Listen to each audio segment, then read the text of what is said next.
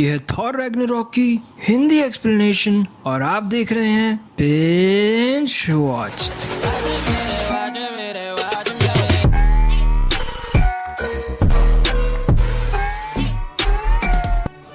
अगर आपने पिछली दो वीडियोस नहीं देखी जो हैं all Marvel movies in chronological order जो कि स्पॉइलर फ्री है, उसमें आपको मार्वल मूवीज के सीक्वेंस में देखनी है वो पता लग जाएगा।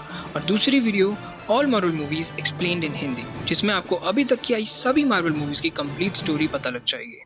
लिंक आई बटन और डिस्क्रिप्शन में मिल जाएगा। और अब बात करते हैं 2017 में आई फिल्म थॉर रैग्नारॉक की। इस मूवी की शुरुआत होती है थॉर जो सोकोविया में इन्फिनिटी स्टोन की रिसर्च के लिए हेल जाता है।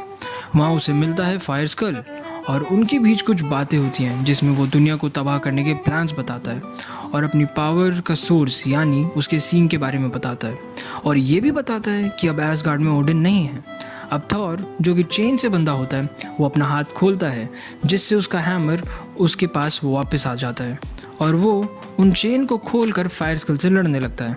वहीं फायर स्कल भी अपनी आर्मी को बुला लेता है जिसमें होते हैं कुछ अजीबोगरीब क्रिएचर्स जो कि लावा से बने होते हैं। इतने में हेल का सबसे खतरनाक क्रिएचर एक बहुत बड़ा ड्रैगन वो भी थॉर के पीछे लग जाता है और फिर वो अपनी चालाकी से ड्रैगन को हटाने के लिए अपना हैमर उसके मुंह में रख देता है।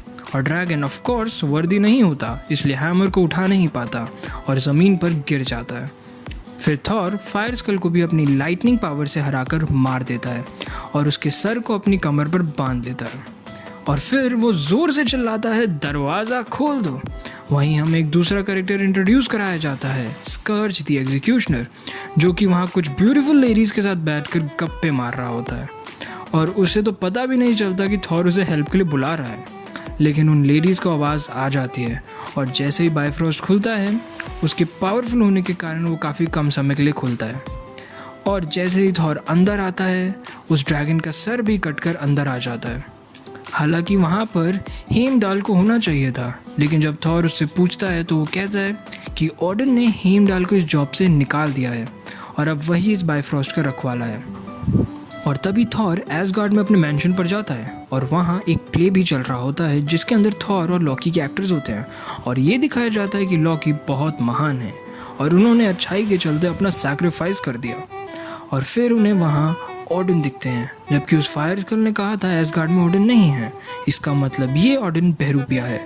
वो अपना हैमर उठाकर पहुँचता है लॉकी के पास और सच बताने के लिए कहता है और फिर अपने हैमर दूर फेंक देता है और उसका हैमर वापस उसके हाथ में आएगा इसलिए वो अपना हाथ ओडिन यानी लॉकी के सर के पीछे रख लेता है और फिर वो बहरूपिया ओडिन लॉकी में चेंज हो जाता है। तभी थॉर उससे फोर्सफुली पूछता है कि उसके पिता कहाँ हैं। फिर लॉकी बताता है कि उसे एग्जैक्टली प्लेस तो नहीं पता लेकिन वो उसे ढूंढने में उसकी मदद ज़रूर कर सकता है। और अब वो आते हैं धरती पर और लॉकी एक ज़मीन के पोर्टल के थ्रू पता नहीं कहाँ चले जाता है। लेकिन फिर थॉर को एक चिट पर 177A ब्लीकर स्ट्रीट लिखा मिलता है और वो वहाँ पहुँचता है तो उसे डॉक्टर स्ट्रेंज मिलते हैं। वो थॉर से पूछते हैं कि वो यहाँ क्यों आया है तो वो उसे बताते हैं कि वो अपने पिता को ढूंढने आया है। और डॉक्टर स्ट्रेंज कहते हैं कि अगर मैं तुम्हारी मदद करूँगा तो क्या तुम अपने दोस्तों को लेके वापस एसगार्ड चले जाओगे। तो थॉर एग्री करता है और थॉर और लॉकी को वो टॉम्स नॉर्वे लेके जाते हैं। वहाँ पहुंचकर थॉर काफ़ी खुश होता है और बताता है कि उसने फायर स्कल को मार दिया है। लेकिन ओडिन थॉर से कहता है कि मेरा समय अब आ चुका है और तुम्हें एक बात जाननी होगी कि फायर स्कल की भविष्यवाणी सच होगी और इसका सामना तुम्हें अकेले करना पड़ेगा। वो ये भी बताते हैं कि हेला यानी द ओनर ऑफ डेथ मौत की देवी जिसे वो आज तक कैद रखते आए हैं लेकिन क्योंकि अब वो उनके अंदर इतनी ताकत नहीं रह गई है इसलिए थॉर को उसका सामना अकेले ही करना पड़ेगा। ये कहकर ओडिन एक गोल्डन ऑरा में तब्दील हो हवा में मिल जाते हैं। उनके जाते ही वहाँ एक काला सा दिखने वाला पोर्टल खुलता है जिससे निकलती है हेला। उसे देखकर लॉकी और थॉर भी अपने असली रूप में आ जाते हैं। थॉर उस पर वार तो करता है लेकिन वो अपने हाथों से ही म्योनीर को चूर चूर कर देती है और ये देखकर लॉकी स्कर्ज को आवाज़ देता है और वो बाइफ्रोस्ट के द्वारा एसगार्ड में आ रहे होते हैं। लेकिन अब हेला भी उनका पीछा करते हुए एसगार्ड जाती है। वहाँ वॉलस्टैग और फेंड्रल मौजूद होते हैं। क्योंकि वो मौत की देवी होती है वो उन दोनों को जान से मार देती है। स्कर्ज मरने ही वाला होता है तभी वो उसके सामने घुटने टेक देता है। फिर क्योंकि वो काफ़ी होशियार और शातिर होता है, हेला उसे अपनी टीम में लेने का सोचती है। वहीं दूसरी तरफ थॉर ज़कर नाम के एक प्लैनेट पर आकर गिरता है जहाँ काफ़ी कचरा होता है। फिर वहाँ कुछ अजीबोगरीब एलियंस उस पर हमला करने लगते हैं। थॉर हैमर के लिए हाथ खोलता है, फिर उसे याद आता है हेला ने तो उसका हैमर तोड़ दिया था। लेकिन थॉर हार नहीं मानता और अपनी पावर से लड़ने लगता है। उन क्रिएचर्स के पास एक मशीन होती है जो स्टील का ट्रैप शूट करती है। तभी वहाँ दूसरी स्पेसशिप से आती है एजेंट वेल्कायरी यानी स्क्रीपर 142 और वो वहाँ आकर उन सब पर फायरिंग करती है और थॉर को अपने सरदार ज़कर के राजा के पास ले जाती है। और वहाँ पता चलता है कि वेल्कायरी ने उसे 10 मिलियन में ज़कर के राजा को बेच दिया है। वहीं वो राजा बताता है कि उसका एक रेसलिंग कंपटीशन है जिसके अंदर थॉर को पार्टिसिपेट करना पड़ेगा, पर थॉर मना कर देता है। और तभी वो वहाँ लॉकी को देखता है जो कि बाकी लोगों के साथ बातें कर रहा है और जब वो लॉकी के बारे में मेंशन करता है तो लॉकी इसे रिकॉग्नाइज करने से डिनाई कर देता है। पर वो ग्रैंड मास्टर उससे एक डील करता है कि अगर वो उसके कॉन्टेस्ट में पार्टिसिपेट करेगा तो ग्रैंड मास्टर उसे एसगार्ड जाने के लिए शिप देंगे। थॉर मान जाता है। तभी उसकी मुलाकात होती है रॉकमैन से जो उसे दूसरे चैंपियन के बारे में बताता है और उसे हथियार चूज़ करने के लिए एक जगह पर ले जाता है जहाँ थॉर उसे अपने हथौड़े म्योनीर के बारे में बताता है। और फिर स्टैनली बार्बर के रूप में थॉर को एक नया रूप देते हैं। यहाँ से सीन शिफ्ट होता है हेला पर जो एसगार्ड में आकर पूरी प्रजा को बताती है कि वो ही यहाँ की असली वारिस यानी ओडिन की पहली बेटी है। इसी बात को सुनकर थॉर का दोस्त अपनी टीम के साथ उसका सामना करता है लेकिन वो सबको मौत के घाट उतार देती है। तभी वो स्कर्ज को लेकर एसगार्ड के मेन हॉल में जाती है और एक तस्वीर दिखाती है जिसमें कई साल पहले के ओडिन और हेला की तस्वीर होती है और वो दोनों 9 रन्स को कॉन्कर कर रहे होते हैं।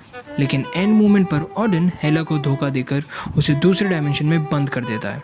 अब वो वेपन्स के पास जाती है और इटर्नल फायर में से थोड़ी सी फायर लेकर बेसमेंट में जाके अपनी आर्मी को जगा देती है। फिर वो ओडिन के पथ पे आकर बैठती है और स्कर्ट से उसकी मंशा पूछती है और वो बताता है कि मैं अपनी ज़िंदगी में कुछ बड़ा करना चाहता हूँ जिससे मुझे अपने आप पर फ़ख्र हो।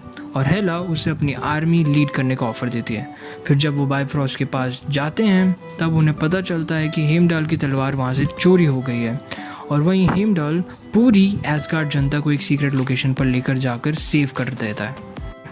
वहीं सीन वापस शिफ्ट होता है ज़कर पर जहाँ थॉर वेल्कराई को हेला से लड़ने में हेल्प करने कहता है क्योंकि वो कभी एसगार्ड के लिए फ़ाइट किया करती थी।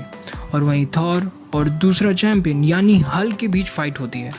थॉर उसे हाई करता है लेकिन हल्क काफ़ी हाइपर होता है इसलिए वो उसे देखता ही नहीं और उसे मारना शुरू कर देता है और थॉर हारता हुआ दिखता है लेकिन उसे अचानक से अपने पिता का विजन आता है और फाइनली थॉर हल्क को हरा देता है। पर तभी हेडमास्टर थॉर के गले में लगे शॉकर से उसे कंट्रोल कर लेता है।